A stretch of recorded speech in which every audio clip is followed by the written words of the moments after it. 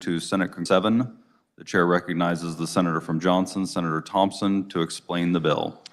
Thank you, Mr. Chair. Senate Concurrent Resolution 1607 would serve as Kansas' application to the Congress under provisions of Article 5 of the U.S. Constitution for calling a convention, an Article 5 convention, and it would be limited to proposing amendments to the U.S. Constitution that impose fiscal restraints on the federal government, limit the power and jurisdiction of the federal government, and limit the terms of office for the members of Congress and officials.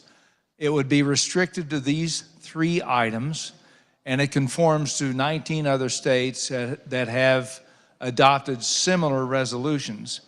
This is a continuing application for an Article 5 convention, which means until we reached a 2/3 majority of states that have adopted similar resolutions, it would stand and wait for that to happen before Congress would have to call a time and place for the convention, and that would be the limitation of Congress's role. The resolution also has whereas clauses you can read in the bill, but most importantly, if passed, it would limit it to those 3 proposed items and would require the Secretary of State of Kansas to send an enrolled copy of the resolution to the President and Secretary of the U.S. Senate, the Speaker and the Clerk of the U.S. House of Representatives, and the members of the U.S. House and Senate, and presiding officers of the Kansas legislative chambers and other several states. So that is essentially it, and with that, I will stand for questions.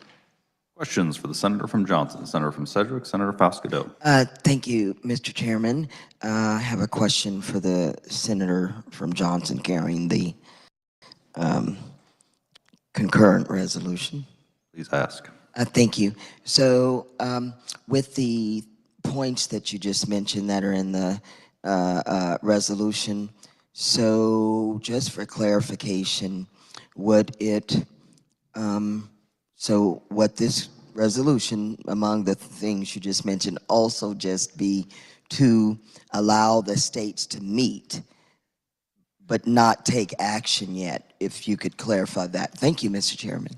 Senator from Johnson. Thank you, Mr. Chair. That is correct. There's checks and balances along the way for each of the steps in this process. So the legislature, through this resolution, would just apply for that Article 5 convention. Nothing would happen until 34 of the states had also similar resolutions. And then it would require Congress to propose a place and time for the meeting. And by the way, of these 3 different items that are listed, it doesn't mean that any amendment has to be proposed on all 3 of those items. That convention would be restricted to those 3 items. They may only come out with 1 amendment. And then, of course, after that process happens, it would still come back to the states. Each individual state would have to ratify it, and we'd have to have a 2/3 majority of the states to pass an amendment. So this is just to propose the calling of an Article 5 convention, and that would have to happen first before we ever got to the point of actually concocting or creating any amendments at that convention. Senator from Sedgwick. Thank you, Mr. Chairman. I appreciate that response because I know a lot of people who are here today in the gallery on both sides have come, you know, for several years now advocating for the issue. And so regarding Senate Concurrent Resolution 1607, just wanted to make that clarification that this is to allow the states to meet first and then kind of move forward thereafter, if that's correct. Thank you, Mr. Chairman. Further questions for the senator from Johnson, Senator from Brown, Senator Pyle. Thank you, Mr. Chairman. I have a question, and I've had this question for a long time, and I don't know whether the chairman can answer it, but I want to see what he can do. But he just explained that you call a convention, Congress is going to pick the date and the site of such convention. which they could put it clear up in Maine, they could put it clear down in Florida, whatever. The states don't have a say in it. Congress is going to say that. So only through our elected federal delegation can we do that. My question, Mr. Chairman, is, so if we pass this, I want to know the process. I want to understand the process. He's explained the process. If we call a convention that the federal picks the site and date, I want to know how the delegates from Kansas are to be selected. And for those in the gallery, I will just say this. I have asked certain members that support the COS over there. I used to be a proponent, and then I was an opponent. And so right now, I'm not either. But I want an answer to my question. I beg for an answer to my question. How are the delegates selected? So I proposed to a member that we introduced a bill, it's been a couple years back, for a delegate selection process, because I think that's necessary for me to be able to support a convention. Not absolute, but I would like and prefer that, in preference. So I proposed, well, should we introduce a bill where the governor selects our delegates to a convention? Should they pick a site and date after this all passes enough states? No, we don't want the governor to select them. How about the president of the Senate or the Speaker of the House? Do you want them to select your delegates? No, we don't want that. How about we put them for statewide elections? So we're going to bear the cost of sending our delegates, but they got to run for selection. I mean, I heard Mr. Ferris, I listened to the testimony on this, and Mr. Ferris explained that if 6 members are chosen or 7 members are chosen or 8 members, it doesn't matter how many you send, each state gets 1 vote. So you would caucus the 7 members if 7 was what you chose to send, and if 4 say we're for this and 3 say we're against, then the Kansas vote would be for that measure. I get that. But who and how are we going to select those delegates? I'm asking for an answer. And I've asked the chair to even ask Mr. Ferris for an answer, because there supposedly was one convention. So where's the historical documentation of how the men or women or whoever attended that convention, where's the documentation showing how they were selected? I've had people say that, oh, our federal delegation, our 4 congressmen and our 2 U.S. senators are going to select our delegation. So I ask you, is that true? Can you negate that? And if so, with what documentation? I'm asking one question. What is the process? How do we select the delegates to this proposal should we call a convention? Please, somebody get me the documentation. Somebody tell me the answer to my question. Mr. Chairman, if the chair can tell me that, I'm all ears right now. Thank you. Senator from Johnson.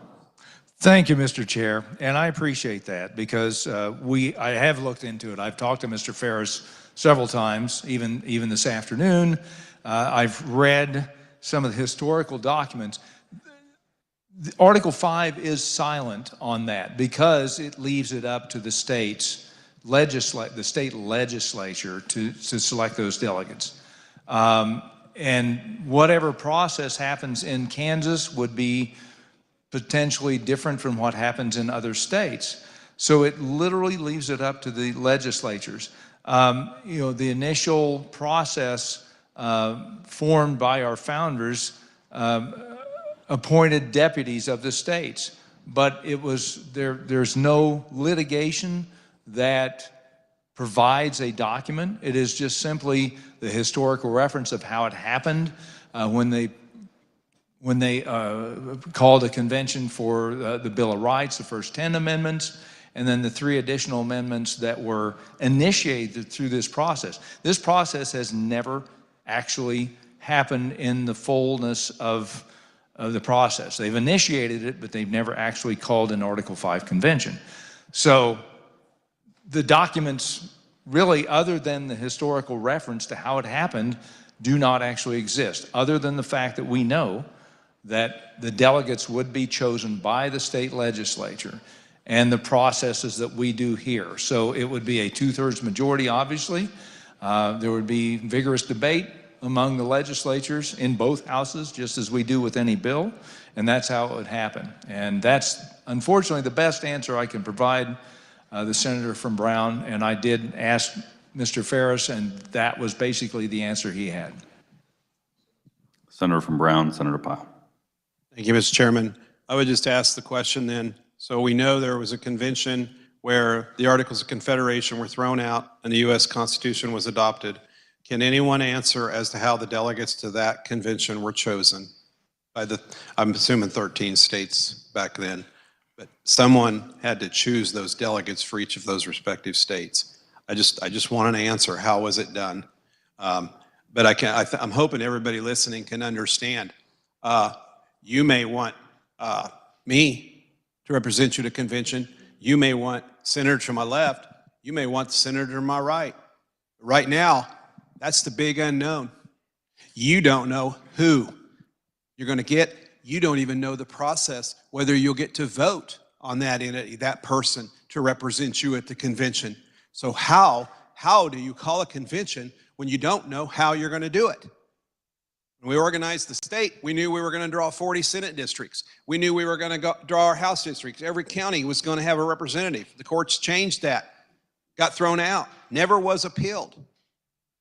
Today, we had a lieutenant governor who ran for lieutenant governor separately from the governor and was the president of the Senate. That got thrown out in the early 70s.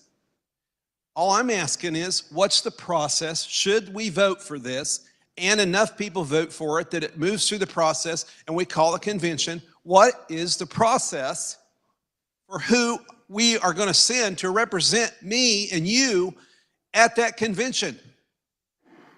I think that ought to come first. If we're going to elect them statewide, I mean, does the convention COS people think they're going to pick them? What about the people that are against the COS? Do you want them picking them? Who's going to select them and how? So at least tell me how those delegates were selected at the Constitutional Convention where the Articles of Confederation were thrown out. Mr. Chairman, does he have an answer to that convention as to how those delegates were selected? Thank you. Senator from Johnson. Asked and answered. It's the delegates and the rules for selecting those delegates would be selected by the legislature of the state of Kansas. It may be a differing process in other states, but we would set the rules. We would determine the number of delegates that we want to send. And of course, no matter what the size of that delegation, it's still one state, one vote at the actual convention. So we would want to obviously adopt rules that would give us an advantage in trying to promote what Kansas needs and wants in that convention. Further questions? Senator from Finney, Senator Doll. Thank you, Mr. Chairman. I want to piggyback a little bit on the senator from Brown. The delegate is chosen by the state legislature somehow, some ways. We're not convinced how that is. But this is what interests me is, you know, we have a representative government. And I've looked at many polls for the 11 years I've been up here, before I was up here. Medicaid expansion, for example, has been favored by more than 70% of the population. Have we ever voted on it? I've not voted on it in 11 years. Medical marijuana, whether we like it or don't like it, when you poll it, it's polling 60% or higher. Have we ever voted on it? Not in the Senate, they have in the House. Is that reflective of a representative government? Then, something that I supported actually, value them both. Passed both houses by 2/3. Both houses by 2/3. It goes to the populace, and it was defeated 60-40. So I don't question anybody's integrity here. I know all of you. You're all great people. You all have the best interest in heart. But are we reflective of the populace of Kansas when you see statistics like that? So while the legislature is picking the delegates, however they pick them, we get one vote, every state gets that. I guess my question is, how can we honestly get a delegate that would truly represent the populace of Kansas? Senator from Johnson. Thank you, Mr. Chair. Obviously, those are the rules that we would have to promulgate here in this process. We would have rules set, we would have a vigorous debate, we would determine the number of delegates, how many from each party that we would send, and it would be determined. It would have to pass both houses, and it would have to do so in a 2/3 majority. So it would not be a frivolous process. It would be very deliberate, and we would make sure, obviously, none of us here, I think, would take this as a frivolous process.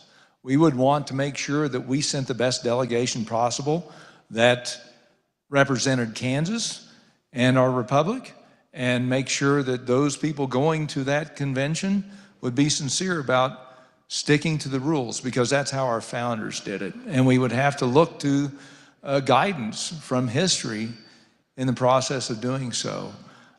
If you've got a 2/3 majority of the states that feel this is necessary, Kansas would have to be a part of that process. And so we would have to develop those rules to do so, and do so in a way that would promote our best interests and make sure we were represented well. Senator from Thinney. Thank you, Mr. Chairman. And that's where the problem lies, is our best interest. The best interest of the populace of Kansas, the best interest of the body of the legislature as a whole. I don't know if that reflects a representative government. You know, we all fought really hard to get to our positions that we're in, but I question if we can be, our best interests can truly be represented at a convention that we throw pretty much everything on the table. I believe in term limits. That's why I'm not running again. I mean, this will be my second term. I'm done, because that's what I believe in. And that's, I've told, when I'm teaching government, that's what I would tell my students. That's my decision. There isn't anything in the conventions of states that we cannot do with our current Constitution. It's just we do not elect people that will carry out the wishes of the people that want the COS to pass. The power is there. There's nothing in our Constitution that we have right now that cannot be done that the conventions of state articles have in it. It's just we don't have, when we elect people, we don't, that's not the process. So if we're going to truly represent Kansas, and, you know, I very, you know, other than the Bible, the Constitution is really, really sacred to me. And so if we're going to go around messing with the Constitution, you know, like I said, I taught it for 20 years, that it really means a lot to me. And if we're going to do it, we need to do it right. And I don't think this process will truly represent the populace of Kansas. Thank you. Further questions? Senator from Lynn, Senator Tyson. Thank you, Mr. Chairman. I'd just like to respond to a few of the comments. There are different states that have passed legislation on delegate process. In fact, several: Wisconsin, Ohio, Indiana, Utah. I think it's interesting because the legislation runs the gamut. One of the states, Indiana, goes as far: if you are a delegate and you go to the convention and do not stay within the resolution's boundary, not only are you pulled from the convention, you go to prison. So Kansas can set those parameters, and we shouldn't let that be the bottleneck. People are frustrated. They're absolutely upset at what is going on with our government. And they see this as a means to try and rein in an out-of-control federal government. Thank you, Mr. Chairman. Further questions? Senator from Shawnee, Senator Cluse. Thank you, Mr. Chairman. No question, just comment. And want to echo what the good Senator Tyson shared. We do have to put our federal government in check, and we all know the definition of insanity. And this is not a thing to take away from our Constitution. This is part of our Constitution. This gives us a way to bring that checking point. And concerning the statement made earlier, we will have time. We've learned a lot from last session concerning this. It's going to take 27 to get it through. But the good thing is there will still be time to adopt the rules and the things that are necessary as far as the delegation goes. And so I rise in support of this. Thank you. Further questions for the senator from Johnson?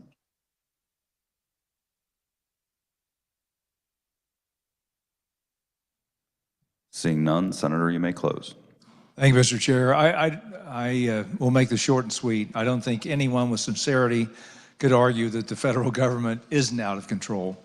And I hear from constituents all the time asking for us to push back against that control of the federal government. This is the way we do it. This is a constitutional form of handling it. Article 5 gives us a direction. It proposes the states can call an Article 5 convention. It proposes that we follow that convention and that we follow the rules as adopted by the state legislature. That it's as simple as that. So I hope this body will support it, and I move that when the Constitution, or when the committee rises and reports, it reports Senate Concurrent Resolution 1607 favorably for adoption. You've heard the motion. All those in favor signify by saying aye. Opposed, no. Motion carries. The chair recognizes the majority leader from Cowley, Senator Alley. Thank you, Mr. Chair. I move the committee